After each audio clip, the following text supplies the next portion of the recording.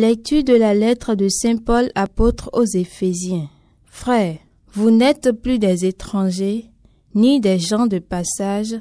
Vous êtes concitoyens des saints, vous êtes membres de la famille de Dieu, car vous avez été intégrés dans la construction qui a pour fondation les apôtres et les prophètes. Et la pierre angulaire, c'est le Christ Jésus lui-même.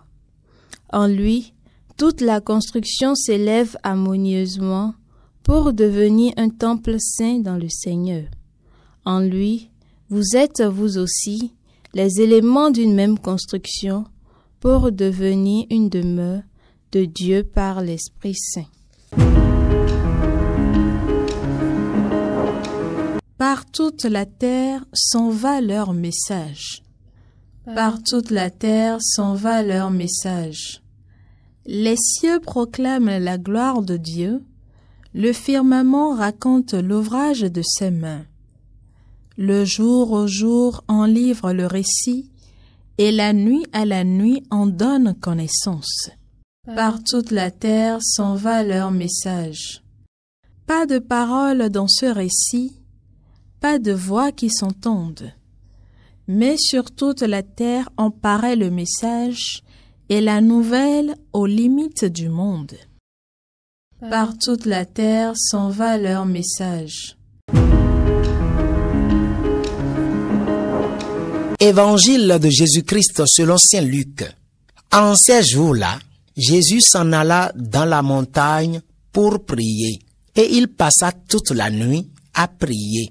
Le jour venu, il appela ses disciples et en choisit 12, auquel il donna le nom d'apôtres. Simon, auquel il donna le nom de Pierre.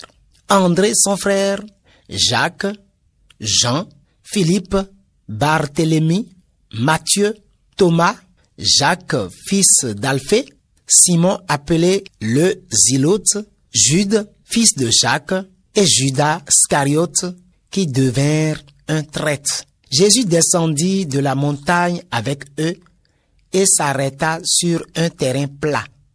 Il y avait là un grand nombre de ses disciples et une grande multitude de gens venus de toute la Judée,